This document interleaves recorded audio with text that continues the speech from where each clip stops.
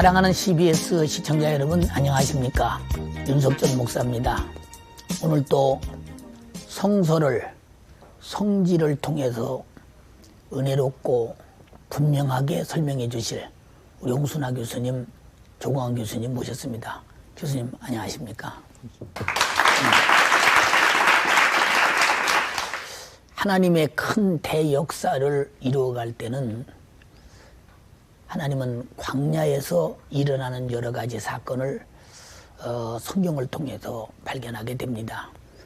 이스라엘 백성들이 사람이 떡으로만 살 것이 아니요 하나님의 입에서 나오는 모든 말씀으로 살아야 할 것을 가르쳐주기 위해서 광야에서 40년 동안을 방황하게 되었습니다.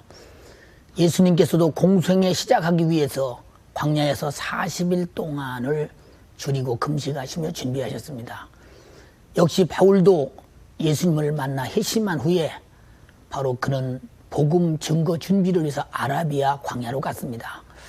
이렇게 광야는 성경 속에 하나님이 준비하는 일에 값지게 사용되었던 장소이기도 합니다.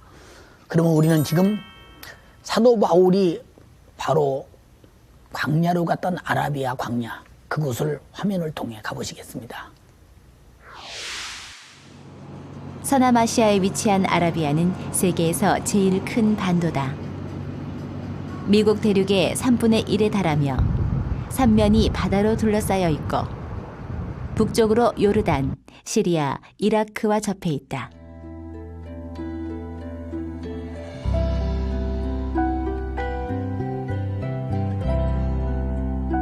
옛부터 아라비아 민족들은 대개가 유목민들로 염소털의 검은 텐트에서 생활해왔다.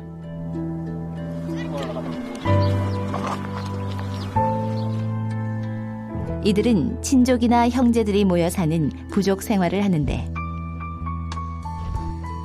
염소와 낙타는 생계 유지의 필수 항목들이다.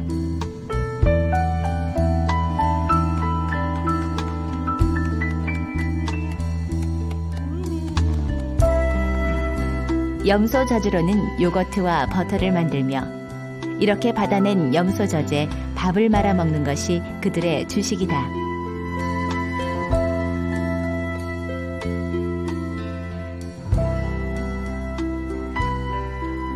바로 이곳으로 바울은 왔다. 회심 후 첫 전도지로 아라비아 모래바람 속을 선택했던 것이다.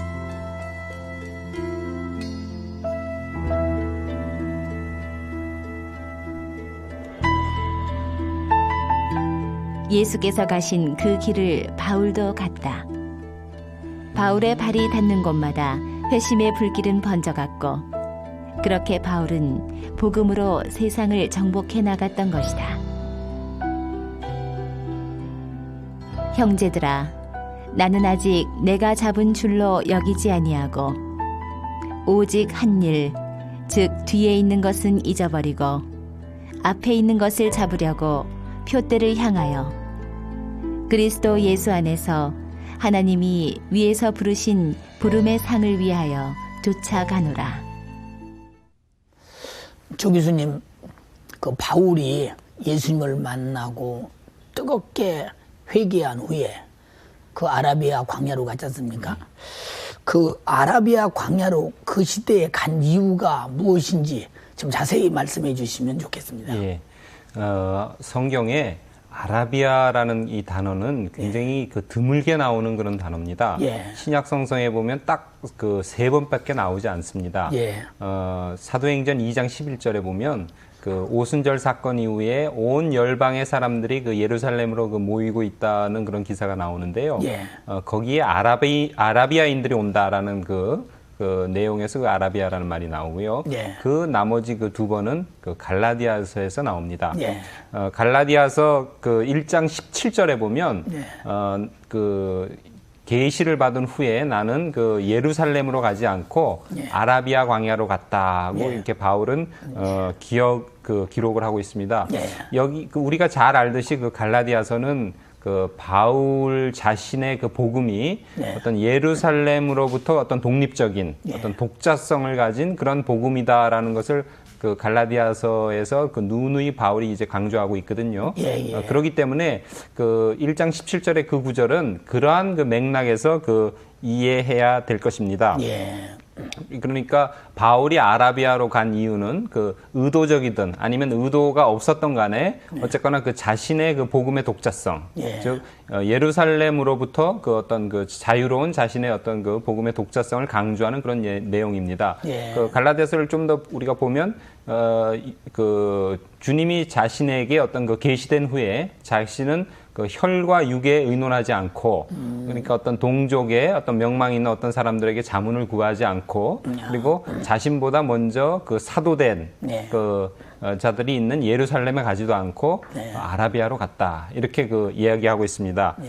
그런 의미에서 이 아라비아로 간 그 의미는 어떤 그 지상의 그리고 어떤 그 인간적인 어떤 모든 권위로부터 그리고 어떤 그 기구나 조직으로부터 어떤 자유로운 독자적인 바울 자신의 하나님 계시로부터 어떤 직접 받은 사도성을 강조하는 그런 내용과 굉장히 밀접한 연관이 있습니다. 홍 교수님, 우리가 아라비아 하면 우선 이 바울 때문인지는 모르겠지만 광야가 생각나지 않습니까? 그 2000년 전에 아라비아는 대체 어떤 지역이었기에 바울이 그리로 갔었는지 그 지역을 좀 설명해 주시면 감사하겠습니다. 한번 지도를 보시면요. 그 아라비아 그러면은 이 요르단, 시리아 이 지역부터 저 남쪽까지 그 전체를 아라비아로 봅니다. 굉장히 넓은 지역이죠. 그리고 대부분이 사막으로 되어 있습니다. 그런데 그 지금 나라로 아라비아 지역을 이야기한다면 시리아, 요르단부터 아주 큰 나라 사우디아라비아, 남쪽의 예멘, 그리고 아랍에미리트 공화국 그 넓은 지역을 이야기합니다. 그러다 보니까 그 사도 바울이 그 많은 지역을 어디를 갔는지 궁금하거든요. 그래서 이제 보통 아라비아를 세 곳으로 나눕니다. 그래서 그 이 북서부 지역 이쪽을 그 아라비아로 보는 견해가 있고요. 나누어서. 그다음 또 이 시리아 쪽의 사막 지역, 또 남쪽 지역 그 세 지역으로 보통 나눠서 봅니다. 원체 넓은 지역이니까. 그래서 사도 바울이 갔던 그 아라비아 지역을 이 북서부 쪽의 그 아라비아 이쪽으로 봅니다. 그 넓은 지역 중에서 페트라 쪽. 페트라 쪽. 그래서 그 이 지역을 아라비아로 본 그 성경의 견해도 있습니다. 성경에 나온 그 아라비아라고 하는 말이 여러 가지 뜻이지만 그 중에 한 군데는 이 지역을 가르칠 때 그 아라비아라고도 했습니다. 그래서 많은 학자들이 사도 바울이 갔던 그 아라비아를 페트라 부근의 지역 그리고 역사적으로 이야기하면 나바티안 왕국이 있었던 그 지역 그쪽으로 보는 경향가 가장 설득력이 있습니다. 그럼 그 페트라 지역은 어떤 도시였는지요? 사실은 이 페트라란 말이 재미있습니다. 이 말은 헬라어로 바이란 말이거든요. 그런데 이곳이 어떻게 된 도시인가? 사실은 성경과 관계가 있습니다. 성경에 보면 셀라라고 하는 지명이 나오는데 이 셀라가 히브리어로는 또 바이라는 뜻입니다. 그러니까 그 지역이 바위가 많다는 얘기죠. 그래서 셀라 추정 지역이 사실은 두 곳이 있는데 두 곳 중에서 가장 유력시 되는 곳이 바로 이 페트라 지역입니다. 이스라엘 사람들이 이 지역을 장악하고 거기 이름을 욕드엘이라고 했다고 열왕기하 14장 2절에 나왔거든요. 많은 학자들이 페트라 지역이 바로 욕도엘이라고 이름 붙인 셀라가 바로 페트라 지역일 것이다. 그렇게 추정하고 있습니다. 그리고 이것이 중요한 이유는 그 나바티안 왕국이 그 지역에 상권을 장악했습니다. 그런데 이 페트라가 가진 지정학적인 위치가 중요합니다. 보시면 지금 제가 가르친 곳이 바로 유명한 왕의 대로입니다. 왕의 대로에서 약 10km 정도 떨어진 옆에 있는 큰 도시가 바로 페트라입니다. 그러니까 왕의 대로를 관장하면서 무역을 했던 그 왕국의 수도로서는 적합한 위치가 되겠죠. 그리고 이제 많은 분들이 거기서 놀라는 것은 암석 도시이기 때문입니다. 그러니까 대부분의 그 건축물들이 돌산을 만든 거죠. 까가지고. 예, 그러니까 세운 게 아니라 예. 돌산을 파가지고 만들었습니다. 예. 그래서 그 많은 유적들이 그 경이감을 갖게 하는 예. 뭐 어떻게 보면 설명이 필요 없을 정도로 유명한 곳이 바로 페트라죠. 그래서 요르단의 그야말로 국보 1호입니다. 바울은 그 아라비아로 가서 그는 훈련을 받았다 그랬는데 예. 그 아라비아로 가서 바울이 한 일이 그 무슨 일을 했을까요? 학자들은 크게 그 두 가지 의견을 가지고 이제 서로 그 추정을 하고 있습니다. 예. 처음 하나가 뭐냐면 바울은 어떤 그 아라비아에 가서 기도와 명상을 했다는 그런 이론입니다. 예. 즉 직전에 그 어떤 그 담에색 체험을 하고 아나니아를 통해서 어떤 소명 의식을 이제 받게 된 그가 이 광야로 가서 광야는 일찍부터 이 어떤 수도와 명상의 그런 어떤 그 장소였거든요. 세례 요한이 광야에서 활동했던 것처럼요.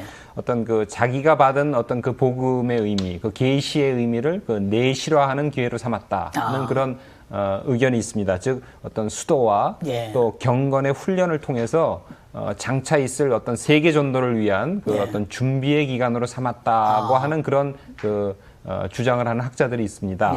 그리고 또 다른 그 일군의 학자들은 아라비아에 가서 이제 결론부터 말하면 전도를 했다. 이렇게 또 주장하는 학자들이 있어요. 즉 가마리엘 문화에서 어떤 율법 교육을 받은 그 바울은 사실 모든 게 다 준비된 그런 그 사도였다고 말할 수가 있습니다. 이렇게 알면 할수록 그 여러 가지 참 궁금증이 더해지고 그곳에 바울의 사역이 참 어떻게 되었을까 하는 여러 가지 상황도 있습니다. 그 페트라가 도대체 어떤 장소이고 어떤 곳인지 한번 영상을 통해서 알 수 있겠습니까만은 그래도 우리 그림을 한번 보면서 우리 다시 한번 페트라를 만나보는 시간 갖겠습니다. 한번 영상을 보시죠. 아라비아 사막에 있는 대상민족 나바테안 왕국의 수도 페트라. 이 바위 도시는 요르단의 수도 암만의 서남쪽에 위치한다. 나바테아 왕국은 기원전 1세기부터 화폐를 발행할 정도로 상권이 발달했고 사막과 홍해, 지중해를 연결하는 해로 무역의 거점이었다. 이렇게 발달한 국제무역 덕분에 하이라이트 4세 때 전성기를 맞았으며 북부 아라비아, 시리아를 포함한 광대한 영토를 장악하였다. 벽면을 따라 이어진 긴 수로의 흔적은 당시 페트라의 발달한 상수도 시설을 짐작케 한다.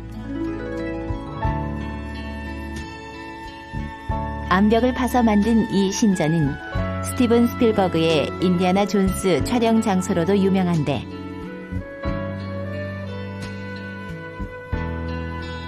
현재 페트라 유적은 세계 7대 불가사의 중의 하나며 유네스코 세계문화유산으로 지정되어 있다. 그 페트라가 뭐 시작부터 여기가 페트라다 이렇게 아마 알고 있는 사람들은 별로 없을 것 같고요. 언제부터 페트라가 발견되어서 이 공개되게 됐는지 아마 궁금합니다. 예, 사실 그 페트라는 그 망각의 도시였다고 하는 이름이 붙어 있습니다. 그것은 이제 그 지역을 그 로마가 점령하고 난 뒤에 그 뒤에 비잔틴 시대에는 교회로 많이 썼다 그럽니다. 그리고 그 뒤부터는 약 1000년 넘게 세상에는 알려져 있지 않았습니다. 그런데 1812년 8월에 그 스위스 탐험가 부르크하르트라고 하는 사람이 담에색에부터 카이로 지역을 탐험하게 되었답니다. 그런데 현지인한테 저쪽에 가면 대단한 유적이 있다는 얘기를 들었는데 문제는 이방 사람들이 못 간다는 겁니다. 사실 지금도 성지 쪽을 가다 보면 어려운 것 중에 하나가 외국인이 못 들어갑니다. 가데스 바네아도 제가 계속 못 들어가는 이유가 외국인은 절대 못 들어갑니다. 그래서 그가 뭔가 있구나 그래가지고 아랍인으로 변장을 하고 이엄을 무릅쓰고 들어갔습니다. 갔더니 진짜 놀랬을 겁니다. 그래서 그것을 여행기로 써가지고 전 세계에 알려지고 난 뒤에 예. 아마 전 세계에서 가장 가고 싶은 관광지가 되었을 겁니다. 예, 그래서 그 페트라가 그래서 세상에 뒤늦게 알려지게 되었습니다. 그 페트라가 있었던 나바테의 왕국은 그 왕국이라는 자체를 보면 얼마나 웅장합니까? 그 웅장한 그곳에 페트라가 있었다. 그럼 어떤 나라였었는지요? 예. 나바테아 왕국은 아까 그 우리 홍 목사님께서 잠깐 말씀하셨듯이 제대로 알려지지 않다가 그 19세기 초에 그 스위스의 그 여행가인 부르크하르트에 의해서 이제 그 우리 서구에 그리고 전 세계에 이제 알려지게 된 도시입니다. 물론 그 고대 그 작가들이 예를 들어서 스트라보나 아니면 요세푸스 같은 사람들이 이 나바테아 왕국에 대해서 단편적으로 그러나 굉장히 그 기록이 부정확했기 때문에 나바테아 왕국에 대해서 많은 사람들이 이제 잘 모르다가 19세기 초에 이제 본격적으로 우리들에게 이제 알려지기 시작한 그런 이제 왕국입니다. 이 그 왕국은 주민들이 그 아랍계로 되어 있습니다. 아랍계로 되어 있었고 이들은 주로 그 유목 생활을 했습니다. 유목 생활을 했지만 이들이 그리고 원래 그 아라비아의 북서쪽에 위치하고 있다가 기원전 6세기경에 에돔 지역으로 이동해 오게 됩니다. 즉 이제 정확하게 얘기하면 그 오늘날 그 페트라 쪽으로 이동해 오게 됩니다. 그러면서 에돔족이 그 장악하고 있었던 그 왕의 대로 즉 무역로를 이 나바테아인들이 그 점령합니다. 그럼으로써 그들은 아라비아 남부에서 나오는 어떤 그 특산물들을 그 지중해 연안에 그 로마인들에게 파는 그 중개 무역을 이들이 담당했습니다. 즉 낙타를 타고 사막을 건너서 물건을 이제 그 파는 일을 했죠. 그래서 이 나라는 굉장한 많은 그 부를 그 축적하게 됐습니다. 그리고 또 나바테아인들은 이 우기 때 비를 저장하는 저수로를 발명해냈습니다. 그 기술을 발명해내서 건기 때에도 농사를 지을 수 있도록 아주 획기적인 어떤 그런 발명을 해내가지고요. 나바테아인들은 한때 특히 페트라에는 굉장히 많은 인구가 살았다고 그렇게 지금 그 발견이 되고 있습니다. 이 나라는 정치적으로 보면 그 페르시아 시대 때는 페르시아의 그 속국으로 있었습니다. 그렇지만 그 사막지대고 페르시아로부터 멀리 떨어져 있었기 때문에 반독립적인 그런 그 상태로 있었고요. 알렉산더 대왕 이후에는 독립국가로 이렇게 그 쭉 존재하고 있었습니다. 유대와의 관계는 유대나 아니면 로마와의 관계는 기본적으로는 한때는 약간 우호적이지도 했지만 기본적으로는 적대 관계를 유지했습니다. 특별히 그 세례 요한을 그 참수한 그 헤롯 안디바가 있는데요. 이 헤롯 안디바의 첫 번째 아내가 바로 나바테아 왕국의 공주였습니다. 그런데 이 헤롯 안디바가 그 자기 동생 그 필립의 그 아내인 헤로디아와 결혼하기 위해서 그 파혼을 하게 되죠. 그러자 이 나바테아 왕국은 화가 나서 그 유대와 전쟁을 벌입니다. 그래서 그 유대 그 북부 지역, 즉 그 베레아나 아니면 데가볼리 동쪽 그리고 그 바울이 그 회심했던 다메섹을 그 점령하기도 했던 그런 역사가 있는 그런 나라입니다. 그러면 그 사도 바울과 나바테아의 관계는 어떤 관계가 있었는지요? 로마 시대 때 한때 나바테아인들이 이 다메섹을 점령하기도 했습니다. 그래서 이 다메섹에는 많은 그 나바테아인들이 거주하고 있었습니다. 바울이 그 다메섹에 가서 복음을 증거하자 거기에 어떤 그 정통 유대인들은 굉장히 그 화가 났습니다. 그래서 바울을 아마 잡으려고 그랬겠죠. 그러자 바울은 그 신변의 위협을 느끼고 아마 그 나바티아인들이 집단으로 거주하는 그 거주지로 아마 숨어 들어갔던 것 같고요. 거기서 그 나바테아 왕 그 사람들의 그 우두머리가 아마 바울이 자기 영역으로 이제 들어왔다는 걸 이제 아마 그 보고를 받은 것 같습니다. 그러나 바울이 그 한때 그 페트라에서 선교를 했고 거기서 어떤 그 도시와 어떤 그 국가의 치안을 그 어지럽게 하는 자라는 그 이미 정보를 그가 알았기 때문에 바울을 아마 잡으려고 그랬던 것 같고요. 그래서 바울은 결국 그들의 어떤 그 손을 그 피하기 위해서 성벽을 타고 바구니를 통해서 그 다메섹을 빠져나간 것 같습니다. 이처럼 그 나바테아 국가와 그리고 나바티아인들과 바울과는 굉장히 이제 밀접한 관계가 있습니다. 홍 교수님, 그 페트라 지역에 그러면 기독교 유적들이 있지 않겠습니까? 바울이 그런 역할을 했으니까 그 유적들에 대해 좀 설명해 주시면 좋겠습니다.